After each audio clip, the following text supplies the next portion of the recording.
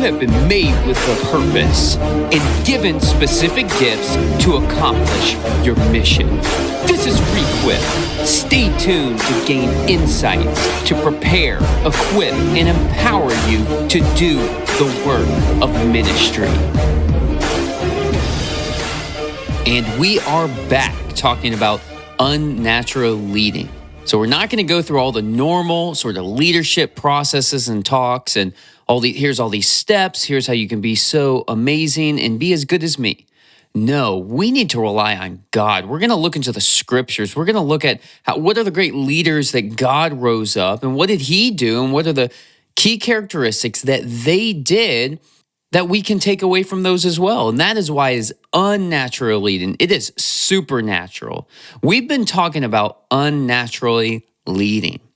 I believe God's plan for the church is discipleship, and the heart of discipleship is making and developing leaders. All followers of Jesus are made up to have some sort of level of leadership. The other premises I have for this is no matter what level you're currently at in terms of leadership, God is pushing you to take one more area of responsibility, to have a little bit more area of influence to manage. Don't forget to subscribe and share this podcast. It's been growing like crazy. It's so awesome. Thank you for that, for being part of it and contributing. And we really appreciate it. It helps us to get this message out because this is my goal. This is my hope that other people grow in the area of influence that God's given you. God has given you gifts, talents, resources to manage. And not only just to manage, like you're just keeping track of it, you're there to multiply it. And God's given you the ability to do that. And I would greatly appreciate it if you would give me that 5-star review if you're listening to it on an Apple podcast. Also, I am super excited that people are beginning to get Renew's discipleship curriculum that is published now. It is out there. It's on Amazon. You can get to it straight on Amazon, or you can go to our website and download it, get it that way. Go to the link, and then you can order a copy for yourself, and you can give me a review there on Amazon because that also helps us become more visible on Amazon. And also, it causes you to trust it a little bit more. Maybe somebody's never listened to this podcast, has never looked at the material that REQUIP has put out, and they just don't know anything about it. But when you begin to see a bunch of reviews, 5-star positive reviews on Amazon, they're like, I want to check this discipleship curriculum out. And I just want you to have it. I just want you to get it and implement it. Maybe you can bring it into your church and part of your church systems, or you could just do it individually. I mean, I am me personally, because I truly believe God has given us the mandate to make disciples because it brings out the most in us. It shares the gospel.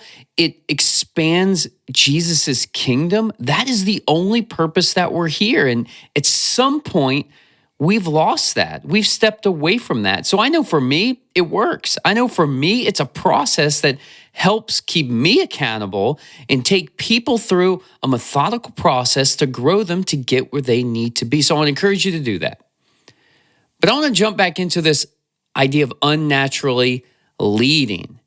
And we are talking about accountability in leadership. You know, being responsible for people means you are accountable to them. We are talking about unnaturally leading. God is raising up leaders, and he is shaking things up in the church, and God has set up the church orderly. And what's interesting, the Bible does not show the centralized command and control system that we find a lot of times in churches where it's hard to get involved, hard to get things done, hard to make things shift and happen because everything funnels up to a pyramid. But didn't Jesus turn that pyramid upside down? Didn't Jesus give away authority?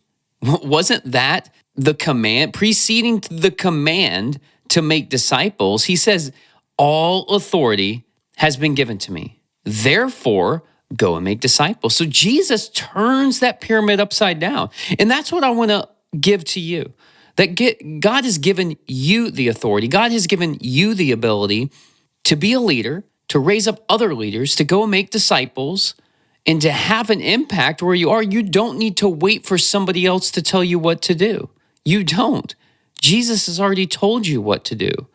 The benefit of leadership and the benefit of being part of a leadership team and within the church structure is that that's also the way God's ordained it. God has ordained that we need to work within churches because the church is the body of Christ. There's some areas that you have that I don't have. There's some giftings that I have that you don't have, and vice versa. So we need to accept that and we need to embrace that because we are truly better together. And when I read the Bible, I see God raising up leaders who raise up other leaders.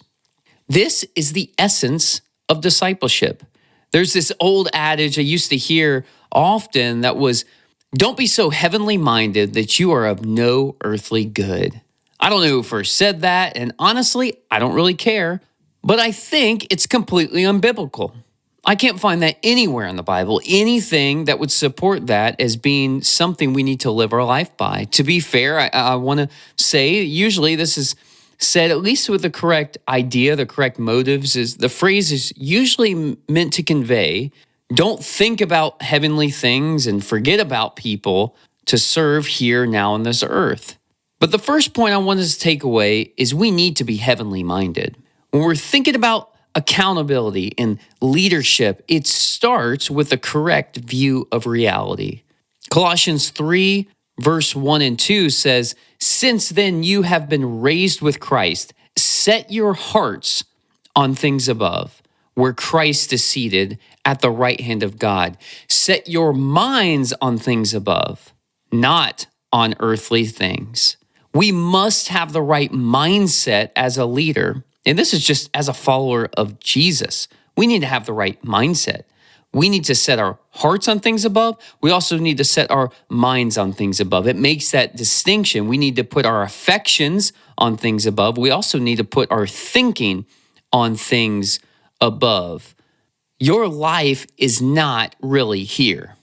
We have to understand that's what the Bible is telling us. It looks like everything that's going on here on this earth, everything is run by fear and timelines and insecurities, and we got to get things done now, but our life is not really here. I think this is something leaders often struggle with, especially. I think everybody, but leaders really struggle with this as well because they have a tendency to try to motivate people by overemphasizing this life. But unnaturally leading means you set your motivations on things above, and that moves you to care for people here.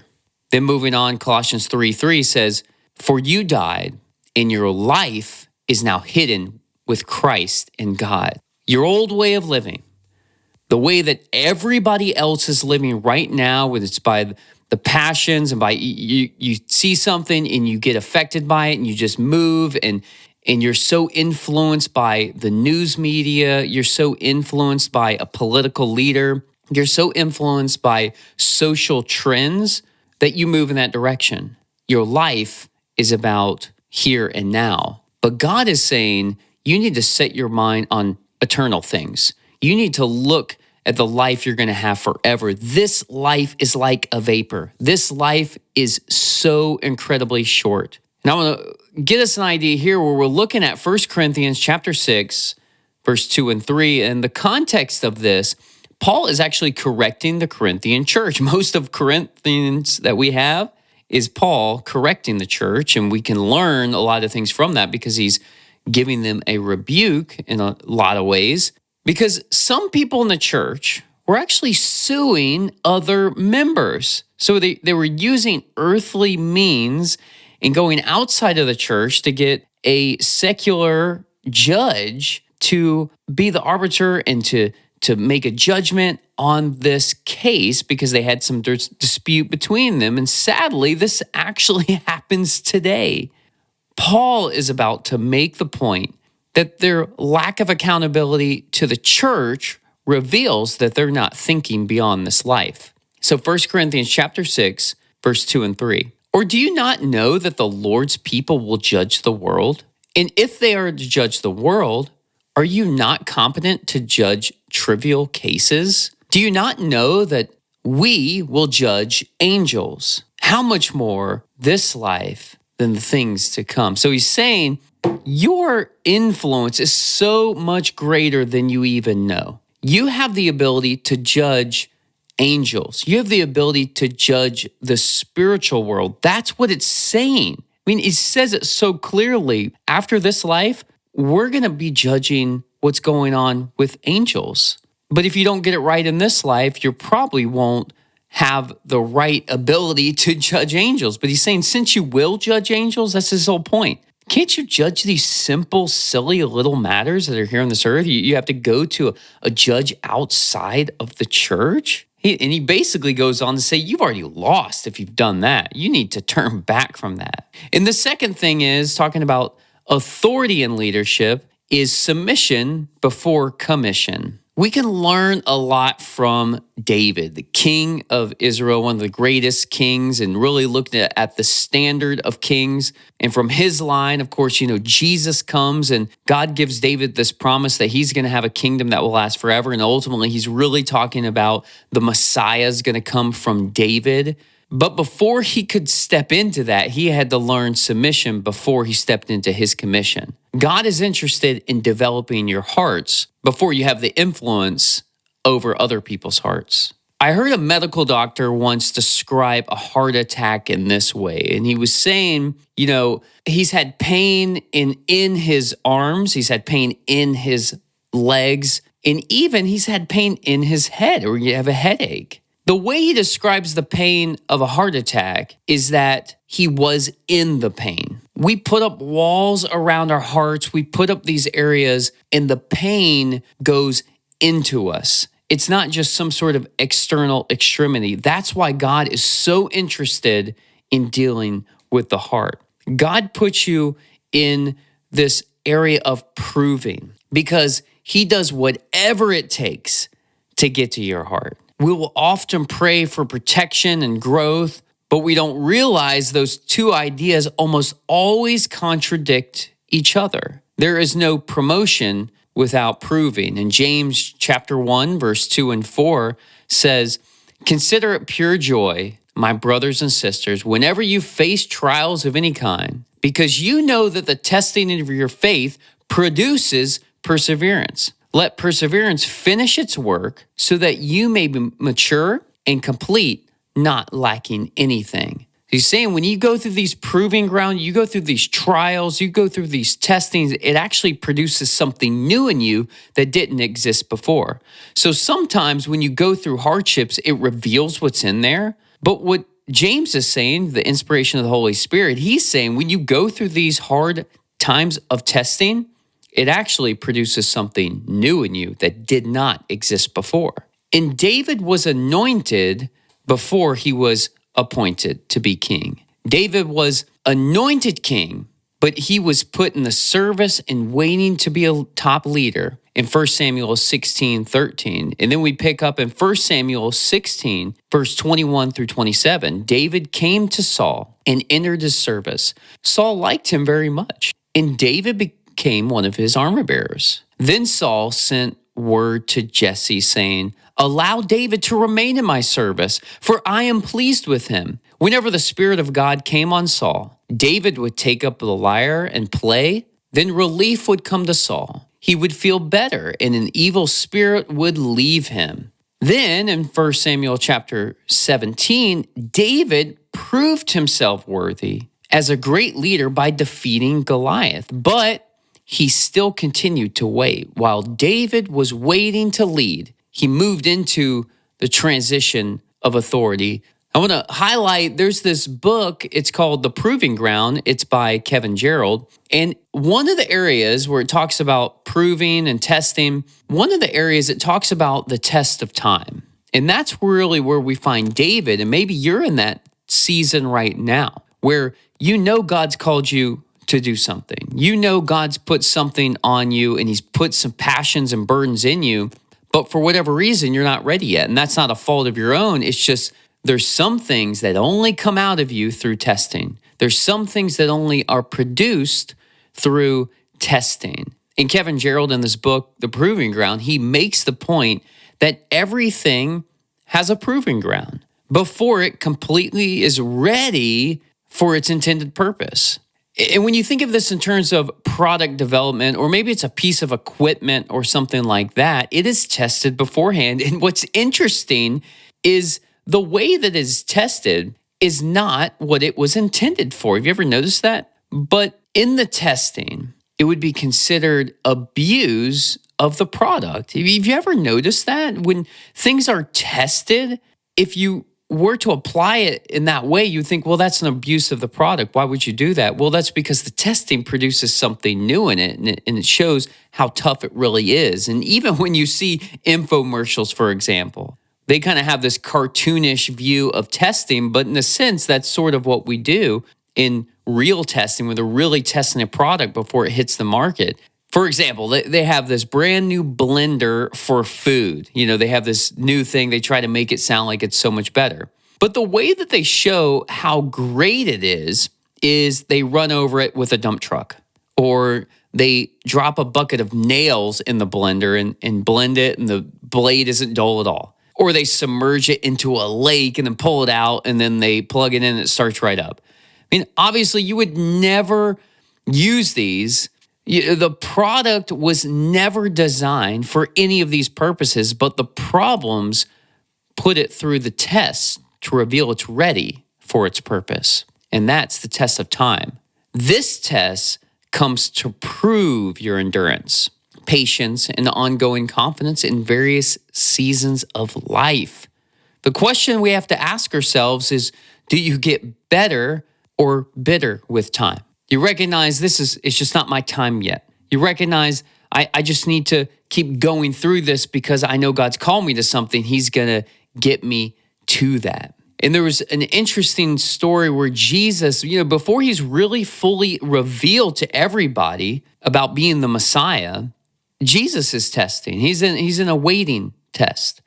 John chapter 7, verse 1 through 12, it says, after this, Jesus went to Galilee. He did not want to go in Judea because the Jewish leaders were looking for a way to kill him. But when the Jewish festival of tabernacles was near, Jesus' brothers said to him, leave Galilee and go to Judea, so that your disciples there may see the works you do. No one who wants to become a public figure acts in secret. Since you are doing these things, show yourselves to the world.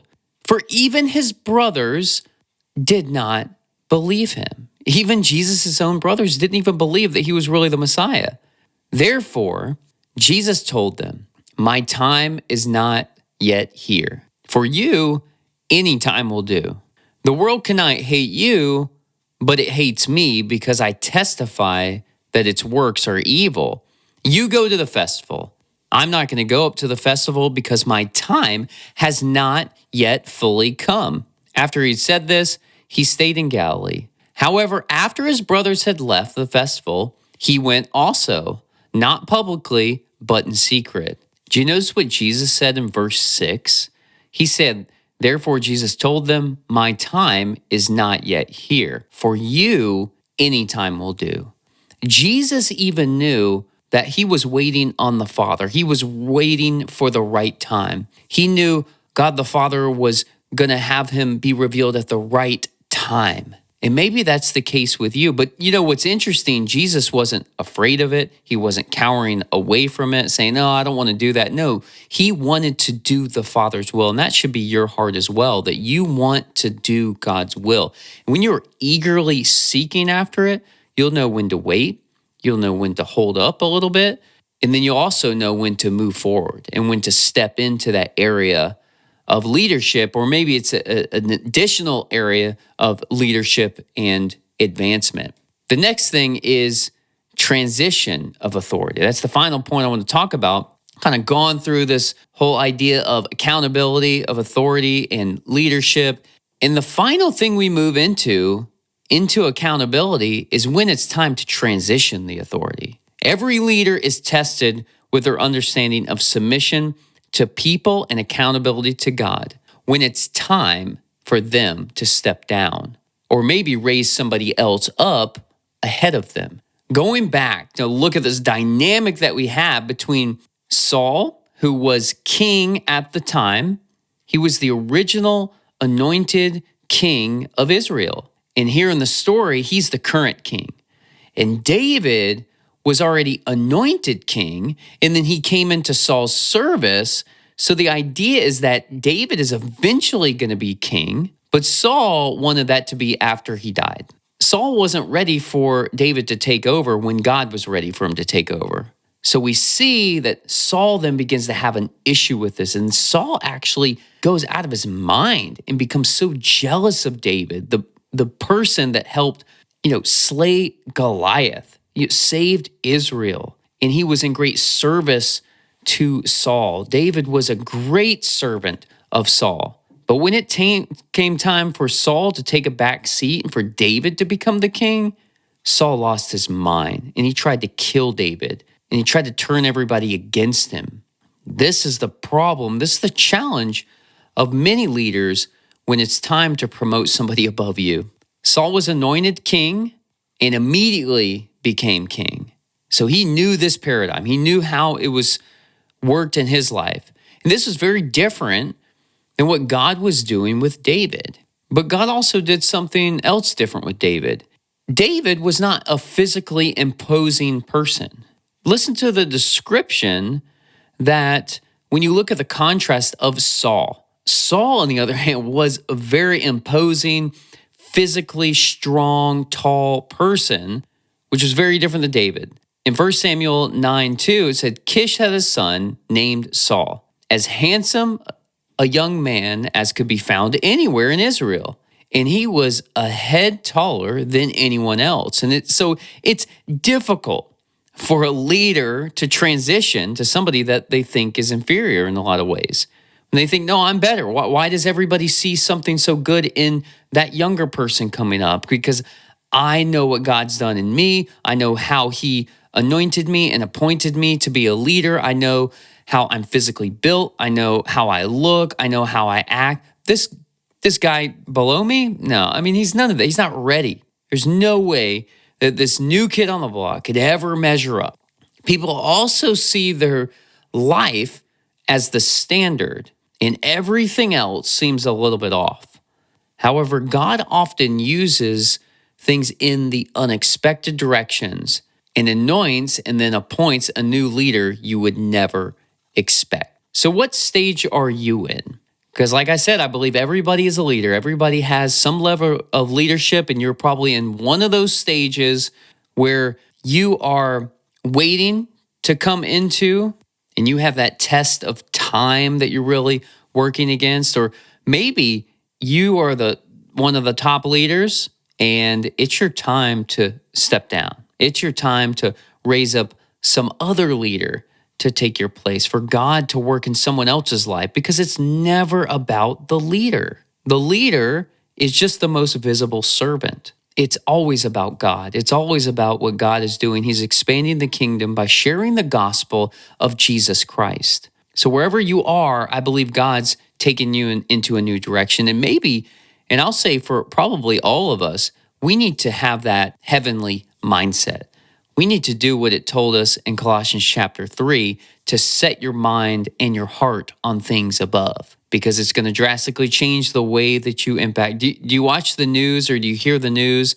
You look at social media, maybe you talk to people that have different views, and you get upset and you get angry and you get all worked up. That's because we're slipping back and we're not having that heavenly mindset and our heart on things above. That's just an indicator. So how do you solve that? What's the solution? The solution is spend time alone with God. What does that look like? It just means spend some time praying with God out loud. Spend time worshiping God out loud. Spend time reading God's word, because you have to get his word into you for it ever to come out of you. You'll never have something grow that you never planted. And I also want to say this, if maybe you're in a leadership position, you have the ability to put courage into somebody else. It's called encourage. That's what encourage means. You are putting courage into somebody else that they don't quite see it yet. You're like, well, I don't see any fruit from them. I don't see that they can really become anything. Well, you'll never see fruit from anywhere that's never been planted into. Or maybe you think, well, I'm a leader, but I can never do that. And you have all these negative things and you have this negative self-talk. You're planting seeds. Remember, don't ever plant a seed that you don't want to grow. Remember to plant the seeds that you do want to grow. You need to be heavenly minded. You've been listening to REQUIP Ministries, and thanks so much for listening. And go ahead, head on over to our website for more resources. That's requip.org, re-quip.org. And you can always connect with me on social media as well. And until next time, we hope you follow the command to always be prepared for action.